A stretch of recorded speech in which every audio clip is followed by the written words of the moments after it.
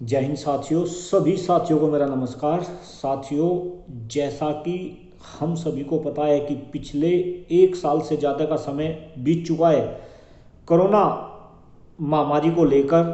और अब अगर हम अपने देश हिंदुस्तान की बात करें तो यहाँ पर दूसरी वेव जो कोरोना महामारी की है वो चरम पर है।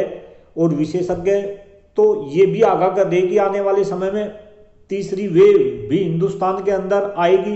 न जाने कितने अपनों को हमने इस दूसरी वेव में खोआ है और कितने अपनों को आने वाले समय में हम खोने वाले हैं। साथियों, सिचुएशन बहुत ही भयानक है और इस वीडियो के माध्यम से मैं हिंदुस्तान की जो जनता है या हिंदुस्तान के जो शासन प्रशासन में जो लोग हैं उनको मैं ये संदेश देना चाहता हूँ, उनसे मैं ये निवेदन करना चाहता हूँ कि कहीं न कहीं जो कोरोना है उसको कंट्रोल करने के लिए जो भी काम किया जा रहा, चाहे वो शासन की तरफ से हो, चाहे वो प्रशासन की तरफ से हो, चाहे वो स्वयं सेवी जो संस्थाएं हैं उनकी तरफ से हो, या मैं ये बोलूँ कि देश का हर नागरिक भी जो जो काम कर रहा वो अपने आप में बहुत ही काबिल तारीफ है।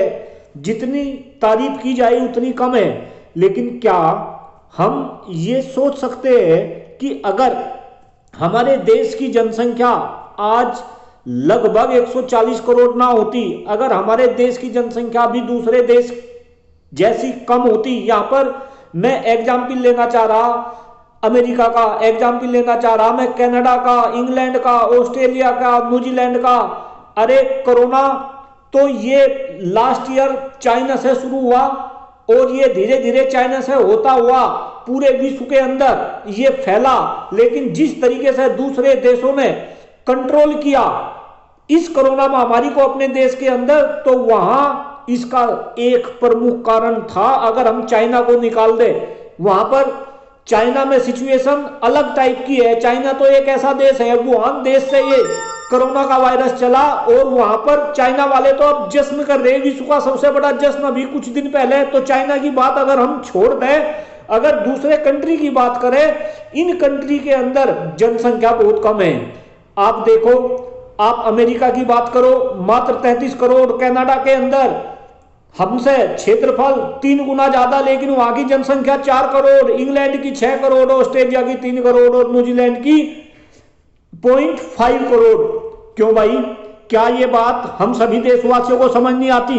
क्या ये बात इन नेताओं को समझ नहीं आती? और अगर समझ नहीं आती तो बुरे टाइम में हम इस बात पर चिंतन करें। अब अगर मैं वैक्सीनेशन की बात करूं, जितनी हमारे देश की जनसंख्या लगभग 140 करोड़ है, तो कम से कम अगर छोटे बच्चों को भी निकाल दे या सभी को अगर वैक्सीनेशन किया जाएगा तो 140 करोड़ वैक्सीनेशन करना पड़ेगा।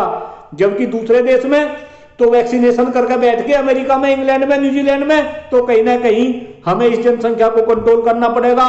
अब का तो टाइम जैसा बीत रहा वो तो बीत रहा, लेकिन आने वाला समय अच्छा हो, आने वाली पीढ़ी हम पे गर्व फील करे, इसके लिए मैं सरकार से एक बार पुनः मैं निवेदन करता हूं। बार बार हम निवेदन करते हैं कि इस देश में जल्द से जल्द और सख्त से सख्त जनसंख्या नियंत्रण कानून बने, अदरवाइज कोरोना जैसी आपदा और विपत्ति पता नहीं देश के अंदर कितनी आएगी और फिर उसका कितना खामियाजा हमें भुगतना पड़ेगा। देखो, हॉस्पिटल के अंदर बेड नहीं, लोग ऑक्सीजन के सिलेंडर लिए घूम रहे। अरे यहाँ पे इंसान की जो जान है वो जानवरों से भी जो है बदतर है।